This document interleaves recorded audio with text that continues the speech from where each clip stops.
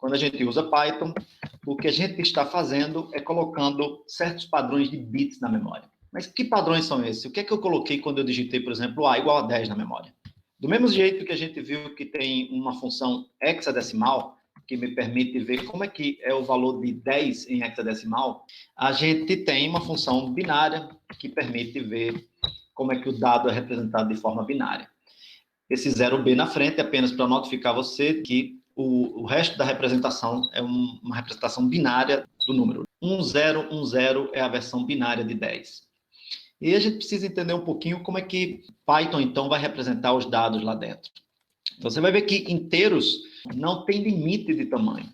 Então, se você pensa, por exemplo, no último bit que pode ser representado, desculpe, no último número que pode ser representado em 8 bits, seria 255, você vai ver que o valor binário dele é uma sequência de bits 1, porque a gente já chegou no limite de contagem, e o próximo número depois disso, ou seja, o binário desse valor mais 1, que é 256, já vai ocupar não 8 bits, mas 9 bits. Python consegue armazenar esse número lá. Ou seja, a gente não pode concluir daí que um inteiro é um byte. Na verdade, o inteiro é uma abstração bem sofisticada que permite representar qualquer número inteiro, literalmente qualquer número inteiro, diferente de outras linguagens, onde você tem um limite de representação, normalmente ditado pela máquina e pela linguagem em combinação. Então, o que eu estou fazendo aqui é dizendo ao Python que redefina o valor armazenado na memória e chamado de A. Ele está definindo o valor a partir de um valor anterior na memória chamado A, somando 1 aquele valor, e o lugar da memória onde isso foi armazenado está sendo chamado de A. Então, vamos ver qual é o valor de A agora. Se eu repetir o comando, você vai ver que esse valor de A já foi mudado. É outra posição de memória, não é a mesma posição de memória. Python funciona diferente de outras linguagens, você vai ver por aí muita gente fazendo analogia de variáveis com caixinhas. Isso não vale para Python, tá certo? Em Python, uma analogia, uma metáfora melhor seria o conceito de rótulo. Você bota rótulos nas coisas. Então, quando você faz A igual a 1000, o que é que a gente está fazendo internamente na memória? Eu estou colocando o valor 1000, o valor binário de 1000, tá certo? Esse valor na memória, esses bits estão sendo armazenados em algum lugar na memória. E o lugar da memória está sendo lembrado por Python sob o nome A. Então, eu acessar aquele lugar de memória, eu uso a variável. Bem, usar a variável é uma coisa, atribuir para a variável é outra. Aqui eu não estou usando a variável, eu estou simplesmente fazendo uma atribuição. É por isso que eu posso fazer uma atribuição para uma variável que não existe. Mas eu não posso usar uma variável que não existe. Y não foi definida, ele vai me dizer que é um nome que ele não conhece.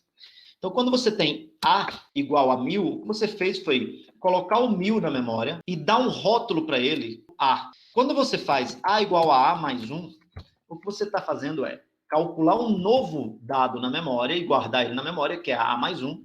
Como é que esse dado é calculado? Primeiro, a gente dereferencia, lembra do termo? A gente dereferencia A. Por quê? Porque eu estou usando A aqui.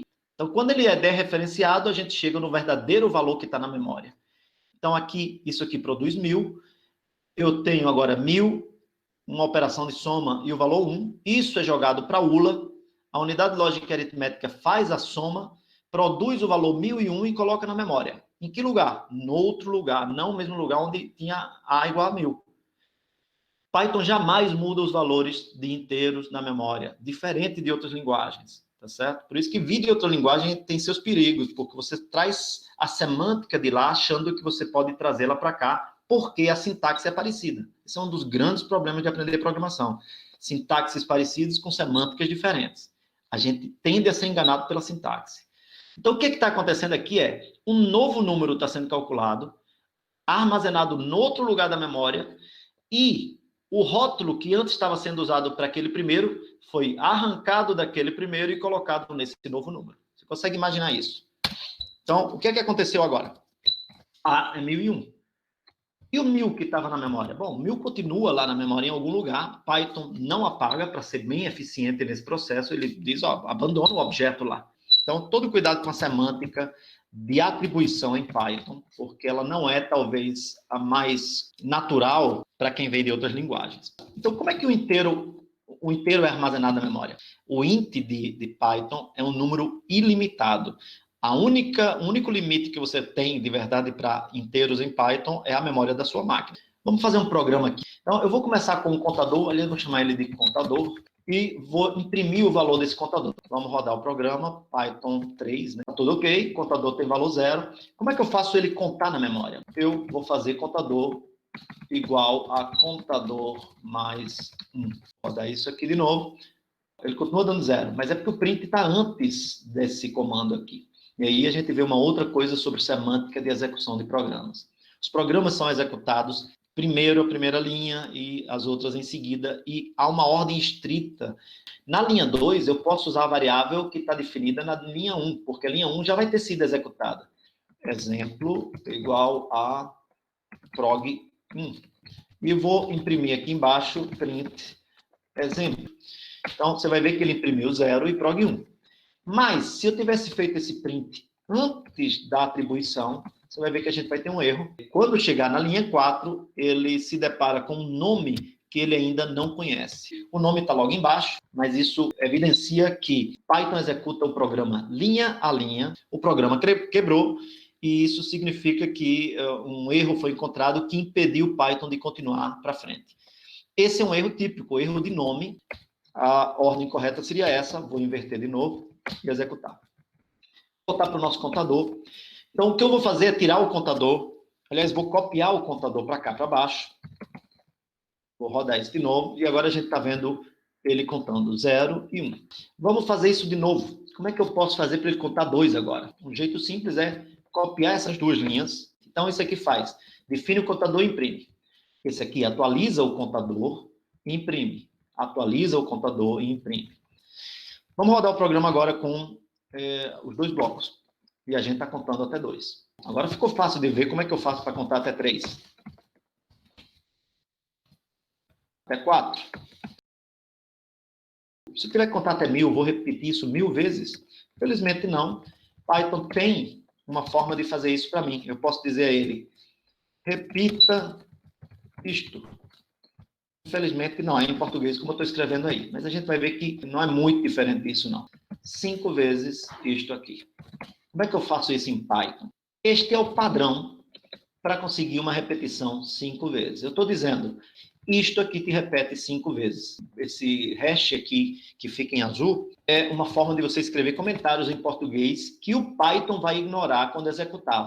Ele vai executar a linha 1, vai executar a linha 2, a linha em branco ele não faz nada, e linhas que comecem com hash, ele ignora também completamente, o que te permite colocar pequenos comentários dentro do teu código. Já a linha 5 está dizendo para ele exatamente o que a linha 4 diz, só que eu estou dizendo aqui em português, aqui está sendo dito em Python. E o que é que ele vai fazer então? Ele vai rodar a linha 6 e depois a linha 7, uma vez. Segunda vez, vai rodar a linha 6 de novo, com o valor novo da linha do contador e a linha 7. Lembre que o contador está sendo atualizado. Então, a primeira vez que eu vou rodar isso aqui, contador vale 0. Contador mais 1 vale 1. E contador vai ser atualizado para 1. E aí a gente vai imprimir 1. Terminamos de executar a linha 6 e 7 uma vez. Lembrem o que é que essa linha 5 diz, para a gente repetir isso 5 vezes. Então, vou repetir a linha 6 e 7. O contador agora vale 1, mais 1 vale 2. Isso vai ser guardado no valor da variável contador e eu vou imprimir isso de novo. O contador agora vale 2, 2 mais 1 vale 3, vou guardar em contador e vou imprimir contador que é 3. Está ali, 0, 1, 2, 3, 4, 5. A vantagem é que agora a gente pode mudar aqui esse único número no programa para conseguir o efeito de fazer ele contar 1000 vezes, por exemplo. Bem rápido, né? E aí a gente vai ter ele contando até, acho que é 1 milhão que eu coloquei. Você vê que a gente já está em 800 mil. Esse é o tempo que leva para o teu computador, não é nem para o computador, é para o Python, exibindo os números, contar até 1 milhão. Boa parte do tempo de execução é gasta no print, porque transferir dados para o terminal, imprimir ele na tela, graficamente, tudo isso gasta mais tempo do que realmente fazer a contagem. Se eu tirar esse print daqui e só fizer a contagem, que isso está sendo feito, a gente não vai ver nada, só o 0 inicial, mas aí você vai ver o tempo de execução como é muito mais rápido. Já executou, gente. Certo? Eu vou voltar a colocar aqui o print e vou executar de novo para vocês compararem o tempo de execução. E aí você vê que o tempo, na realidade, não é gasto pela contagem até 1 milhão. É gasto pela impressão desses dados. No Unix, você tem um comando para temporizar outros comandos. Você coloca a palavra time no começo de um comando, esse comando aqui vai ser executado e ele vai temporizar o que vier na frente, que deve ser um outro comando. Então, se eu digitar, ao invés de Python 3 contador pi, digitar time, Python 3 contador pi, ao final, o time vai me dar um tempo total de execução daquele processo. Vamos olhar aqui. Está aqui, ó, ele demorou 6 segundos para executar. Isso aqui é o tempo real visto pelo usuário, tá certo? Aqui no terminal. Vamos executar agora ele, vamos apagar aqui o print e vou executar ele agora contando até 1 milhão, mas sem imprimir. Essa é a diferença de tempo. Você vê que o tempo principal aqui é gasto em impressão dos dados, não no cálculo disso. O tempo real aqui é de 113 milissegundos. Até quanto eu posso aumentar esse número? 10 bilhões? 100 bilhões? Essa é a beleza do tipo de dados de Python, que é o int. O int não tem limite, como em outras linguagens. Um programa desse tipo, em outra linguagem, você tipicamente tem que estar atento para o limite do dado que pode ser suportado pelo tipo que você está usando. Em Python, com o inteiro, você não tem preocupação com o limite de valor. Você não vai ter o que se chama, em outras linguagens, de overflow. Quando você chega no limite da representação, ele ou dá um erro, algumas linguagens te dão um erro, que já é bacana, ou seja, o programa para. Outras linguagens simplesmente te dão um valor errado, que é diferente de dar um erro. O valor errado te coloca numa situação em que o programa vai parecer, em outra linguagem, que ele começa a contar de repente ele pula de um número bem alto para um número negativo. Por que isso? Isso é por conta da forma de representação interna dos números dentro da máquina. A gente vai ver agora um outro tipo de dado, que é o número de ponto flutuante. Então, por exemplo, aqui, essas duas atribuições funcionaram bem, mas os tipos de dados usados por Python para representar esses dados na memória são diferentes. Isso quer dizer, o formato do dado na memória é diferente. Outra função que Python tem embutida, que é a função type, e ela te permite verificar qual é o tipo de um dado. No caso, eu vou colocar aqui o dado número é da classe dos inteiros, ou um tipo inteiro. Qual é o valor de B? O que é um número de ponto flutuante? Ele te permite representar números que parecem reais, mas, como eu disse, é uma codificação. E por que não a gente evita dizer que é um número real? Porque há um erro significativo na representação com o número de ponto flutuante, com a qual todo programador deve aprender a conviver. Então, vou mostrar aqui os erros mais convencionais. 0.1, por exemplo, se eu guardar ele em A e depois eu referenciar A, você vai ver que ele traz o número perfeitamente. Se eu multiplicar ele por 2, está tudo ok. Por 3, opa, o que aconteceu agora? Por que 0.1 vezes 3 não é simplesmente 0.3? Porque há um erro na representação interna desse número que se manifestou agora, né, na forma de um resíduo aqui desse erro sendo perceptível, sendo visível para a gente nessa representação textual do número. É muito pequeno o erro, dá para conviver com ele. Se você só precisar de 2 casas decimais, 3 casas decimais, 10 casas decimais, você vai ver que ainda isso não te afeta. Mas o erro está lá. Se eu pegar o último valor, lembrem do sublinha, e multiplicar por um número grande, e olha o tamanho do erro que a gente tem agora. Né? Então, a depender das computações que você faça, o erro pode se multiplicar e sair do seu controle. É parte do trabalho do programador saber que, quando lida com o número de ponto flutuante, é isso que ele vai usar. Se você perceber bem, isso não é uma particularidade de Python, é algo geral, porque, na verdade, isso é da máquina. Falta um tipo de dado que a gente não mencionou ainda, ou mencionou brevemente, que são strings. Vamos supor que a gente define uma variável aqui, A igual a ABCD, strings são usadas para representar texto, E igual a programação 1. Você vai ver que isso tem um tipo chamado str, são basicamente sequências de caracteres e não de bytes. Qual é o comprimento de A? Ele tem 4 caracteres. Qual é o comprimento de B? 13 caracteres. Mas, se eu gravar isso no arquivo, programação 1, eu vou agora dar um ls-l e ver o tamanho de exemplo.txt.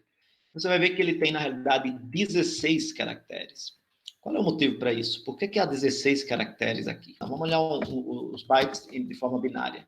Você vai ver que tem aqui 16, o 16º é o nosso enter, mas o que são os outros? E aí você vai perceber aqui com o dump que esse C cedilha e o A contil não são caracteres imprimíveis. Por quê? Porque eles estão sendo codificados de uma forma especial, que é chamada de UTF-8. O que a gente está vendo então aqui? Esses 2 primeiros bytes depois do MA, esses 2 caracteres, C3 a 7, são o C cedilha. 2 bytes para um único caractere. E aqui, de novo, 2 bytes para um único caractere, que é o nosso A contil. Internamente, na máquina, aquela string que tem 13 caracteres, o que eu estou fazendo agora? Eu estou pedindo o comprimento não de B, mas do resultado de B.encode. Ou seja, eu estou pedindo para que Python transforme B numa string de bytes e estou pedindo a Python para me dar o comprimento dessa string. Aí você vai ver que ele tem 15 bytes. Lembre que aqui tem mais um por causa do enter. Então, aqui tem 16 bytes por causa do enter. Então, isso te dá uma ideia, eu espero que dê uma ideia mais clara de que quando você usa strings, o que você está fazendo é usar a máquina para representar. Lembrem do ábaco, você está mexendo nos bits um a um, só que de uma forma mais apropriada para a interação humana do que simplesmente ir lá e mexer em bits. Ninguém quer escrever essa sequência de bits na máquina. Você quer poder dizer coisas do tipo ação. Né? Isso é muito mais fácil do que ter que escrever os bits que isso representam dentro da máquina. É esse o propósito da linguagem de programação.